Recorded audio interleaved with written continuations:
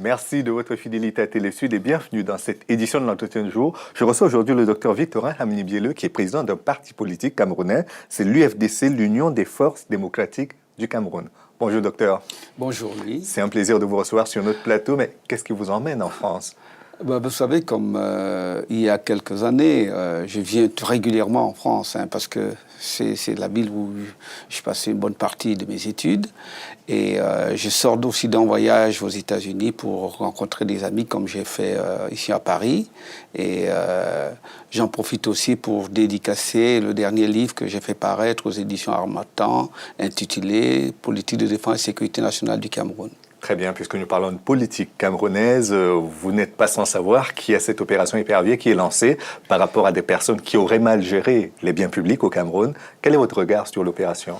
Oui, je pense que l'opération vient un peu tard parce que cette opération arrive au moment où beaucoup de milliards ont été détournés, alors que si le président avait pris le taureau par les cornes au moment où la presse en parlait avec beaucoup d'insistance, il y a pratiquement une dizaine d'années, on aurait évité que les caisses se vident au profit de quelques individus.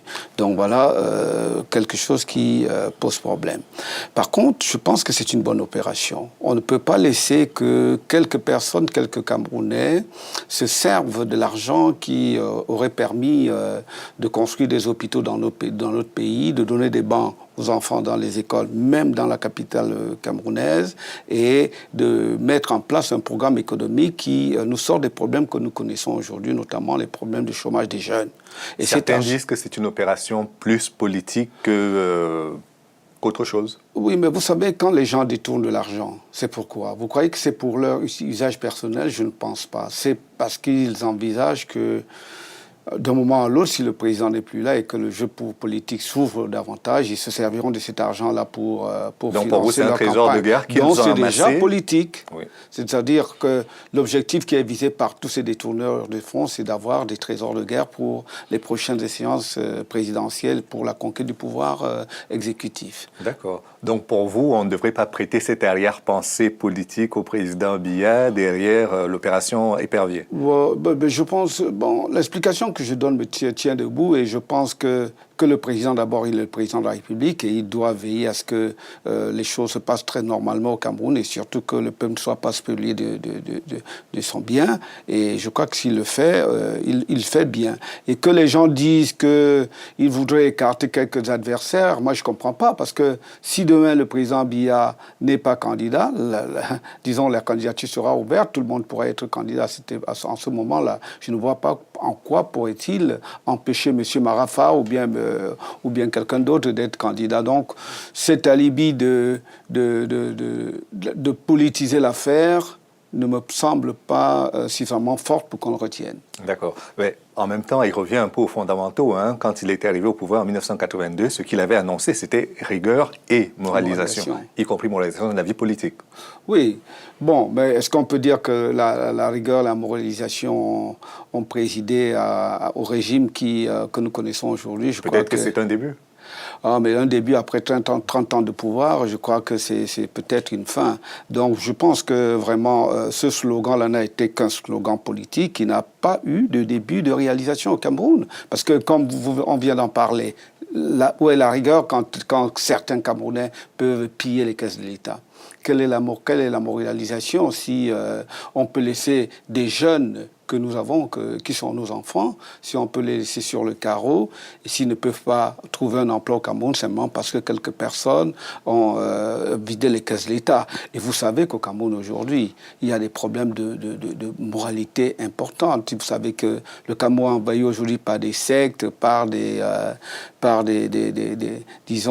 réseaux de tout ordre, des homosexuels, et certaines traditions religieuses, etc. Est-ce que ce n'est pas dû au fait que l'opposition elle-même a déserté le champ politique? C'est peut-être lapidaire de dire ça, léger également, mais on a l'impression que l'opposition politique a ouvert un boulevard au président qui peut faire ce qu'il souhaite. Enfin, c'est Non, peut-être trivial, mais... vous savez, nous sommes sur la scène politique depuis 30 ans, hein, Dans les années depuis 90, dans les années 90, on avait entendu parler de cette revendication de conférence nationale souveraine. Il y avait eu une élection dont les résultats avaient été contestés, Oui, mais aujourd'hui, on n'en arrive même plus à cette contestation des résultats de l'élection présidentielle. Le président est légitime dans son rôle et il n'a en face pas d'opposant. Non, c'est pas qu'on ne conteste pas. Après les élections, il y a eu aussi, il y a eu beaucoup de partis politiques qui ont décrié la manière dont l'élection a été organisée. Pas aussi fort qu'en 92. Ah, mais parce que les Camerounais aujourd'hui ne sont pas aussi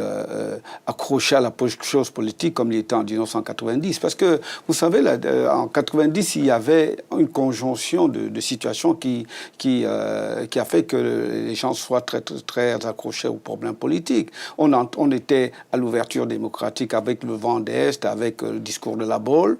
Aujourd'hui, il y a le printemps arabe. Bon, le printemps arabe, il est quelque peu, il est vraiment proche de nous, mais est-ce qu'il répond à ce que nous attendons au Cameroun? Est-ce que par un printemps comme celui-là, nous pouvons ramener notre conférence nationale souveraine? Je ne sais pas. Pourtant, ce printemps arabe était un bon signe pour tous les pays.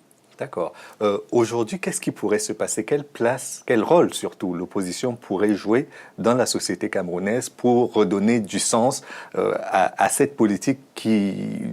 On a l'impression que la politique n'attire plus. À toutes les élections, on voit le taux de participation qui s'érode sensiblement, que ce soit au Cameroun ou ici dans la diaspora. Qu'est-ce qui pourrait faire que l'opposition apporte un peu d'intérêt, un peu de sens à la vie politique? Bon, c'est d'abord qu'il faut que les Camerounais comprennent que la situation aujourd'hui n'incombe pas simplement aux partis politiques. Si nous voulons avoir un changement au Cameroun, c'est tout le monde qui doit apporter sa contribution, à savoir les partis politiques, la société civile et chaque citoyen individuellement. S'attendre que les partis politiques seuls font l'affaire, je pense que ça va être un peu raccourci et ça ne risque pas d'avoir l'effet escompté. Mais par contre, si c'est toute la population camerounaise qui se lève comme un seul homme pour dire qu'on doit arrêter les dérives de ce régime en place, je crois qu'on y arrivera. Et je pense que c'est dans cette vision qu'il faut voir. Il ne faut pas dire simplement les partis politiques, les leaders ne font plus rien, parce que nous sommes en permanence sur le terrain. Nous sommes dans les radios, dans les télévisions. Bon, peut-être qu'on ne fait plus autant de meetings qu'en 1990, mais nous sommes là pour animer la scène politique. Mais simplement, on a l'impression que les Camerounais n'accrochent pas encore comme ils avaient accroché en 1990. Et je crois que c'est parce que la période charnière qui amène la mobilisation de la population n'est pas encore arrivée, parce que le président Biya est là aujourd'hui, il utilise les élections pour se maintenir avec le trucage qu'on l'en connaît. Bon, à supposer que demain, par une conjonction de circonstances, il ne soit plus là, je crois que cette période charnière reviendra et les Camerounais se mobiliseront tranquillement parce qu'ils pensent qu'à ce moment-là, il pourrait y avoir un changement. D'accord. Pendant très longtemps, on a espéré qu'il y ait une candidature unique des partis de l'opposition camerounaise face au président Biya. Est-ce qu'on doit faire le deuil de cette candidature unique aujourd'hui? Oui, mais vous savez, la candidature unique, il faut voir dans quel système on se trouve. La candidature unique ne peut pas prospérer dans un système qui n'est pas démocratique comme le nôtre, où les élections sont tranquillement truquées. Et vous savez aussi qu'il y a une revendication lancinante de l'opposition depuis 1990, c'est-à-dire qu'il faut une élection à 2 tours. Parce qu'avec l'élection à 2 tours, le problème du candidat unique ne se pose pas, puisqu'au premier tour, tout le monde pourrait être candidat, au second tour, il y aurait un regroupement normalement des partis politiques face aux leaders de l'opposition camerounaise qui sera en tête des élections. C'est pour ça que le régime Biya ne veut pas organiser une élection à 2 tours au Cameroun. Et tant que cette élection à 2 tours n'est pas en place, tant qu'il n'y a pas, une structure vraiment indépendante qui organise les élections au Cameroun, nous reviendrons toujours à la case départ, à savoir que le parti au pouvoir, avec le gouvernement du RDPC que l'on connaît aujourd'hui, le Rassemblement démocratique du peuple camerounais qui est au pouvoir. Voilà, trouvera toujours un moyen pour truquer les élections et maintenir le président au pouvoir. Vous êtes un spécialiste des questions de défense, vous annoncez votre livre qui porte sur cette question d'ailleurs. Oui. Aujourd'hui, on parle beaucoup des questions de sécurité, ou plutôt d'insécurité en Afrique. Le cas du Mali est assez exemplaire de cela. Selon vous, quelle est la solution aujourd'hui pour sortir le Mali de la situation d'insécurité qui Oui, disons que l'insécurité, beaucoup d'insécurité, mais surtout qu'une partie du territoire malien est pris par des rebelles. Et je crois que ce qu'il aurait fallu faire dès le départ, au lieu de faire des cénacles ou bien des réunions qui n'ont aucune importance, qu'on fasse jouer l'accord de défense collective qui existe au niveau de la CEDEAO. À savoir que si un État de la CEDEAO est attaqué, il y a des structures comme en Afrique centrale, des structures qui sont là pour apporter, et que chaque pays de cette sous-région devrait se concerner par les problèmes que l'on connaît au Mali aujourd'hui. Malheureusement, ce n'est pas ça qui est fait. On fait des grands discours et on oublie de mobiliser les troupes et de trouver les moyens pour libérer cette partie du territoire malien. Et c'est là le problème central. Parce que le Mali en lui-même, l'armée malienne en elle-même, n'a pas le moyen aujourd'hui pour libérer le peuple, pour libérer le territoire malien. Mais si la CEDEAO fait jouer, disons, l'accord de défense collective... Vous savez que certains Maliens sont réfractaires à cette idée de voir une armée étrangère, fût-elle celle de la CEDEAO, intervenir sur son territoire. C'est-à-dire qu'ils sont d'accord pour que leur pays soit divisé. Et je ne crois pas qu'il y ait des Maliens qui pensent qu'une partie de leur pays devrait revenir à quelques rebelles. Et le seul moyen, ils savent aussi qu'objectivement, vous savez qu'en matière de défense, ce n'est pas des présomptions, on ne doit pas présumer de ses forces, on doit savoir les forces réelles que l'on a. Aujourd'hui, on voit que l'armée malienne, qui est défaite par quelques rebelles, n'a pas les moyens de reconquérir le territoire du Mali. Pour cela, il faut qu'ils acceptent que les conventions, les accords de défense collective qui existent dans la sous-région soient mis en place pour que ce parti...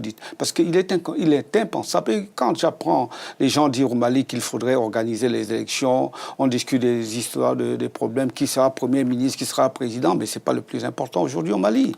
Le plus important aujourd'hui au Mali, c'est que ce pays retrouve son intégrité territoriale. Si ce n'est pas ça, je ne vois pas en quoi servirait un président de la République, chef suprême des armées, un président de la République qui est garant de l'intégrité territoriale d'un pays, si s'il n'y a pas d'intégrité territoriale, on ne peut pas faire quelque chose pour libérer cette partie du pays. Est-ce que vous pensez que les autres pays africains, je parlais du Burkina, les pays voisins déjà, du Mali, et puis d'autres pays comme le Nigeria, le Cameroun, sont à l'abri d'une telle situation, cette menace salafiste? Ah non, vous savez qu'en Afrique centrale, il y a cette histoire de Boko Haram, il y a d'autres. Vous savez que dans la zone de Bakassi, il y a un certain nombre de forces qui estiment qu'ils qui réclament l'indépendance de ces régions. Vous savez que même déjà dans la partie anglophone du Cameroun, il y a l'Azani, il y a d'autres mouvements qui disent qu'ils voudraient avoir leur territoire à eux. Bon, donc ce sont les menaces à notre système de défense et de sécurité nationale. Et il faudrait vraiment y faire attention. Et pour, disons, au niveau interne déjà au Cameroun, il faudrait que le président de la République cesse d'avoir cette superbe et ignore tranquillement le problème que posent nos frères anglophones pour dire qu'est-ce qu'on fait pour résoudre cette menace réelle à la sécurité de notre pays. Et par rapport aux autres, et il faut qu'un système de défense, que l'on fasse jouer, sinon que l'on signe des accords avec les autres pays de la sous-région pour empêcher que le mouvement islamiste radical ne vienne perturber la vie institutionnelle des pays de la région. Merci beaucoup, Dr Victorin Hamni-Bielleux. Je rappelle que vous êtes le président national de l'UFDC, l'Union des forces démocratiques du Cameroun, et que vous êtes là en France, notamment pour le lancement de la dédicace de votre livre qui est intitulé Politique de défense et sécurité nationale du Cameroun. Merci d'être venu et merci à vous d'avoir suivi cette émission jusqu'à son terme. Rendez-vous demain pour notre édition de l'entretien du jour. À bientôt.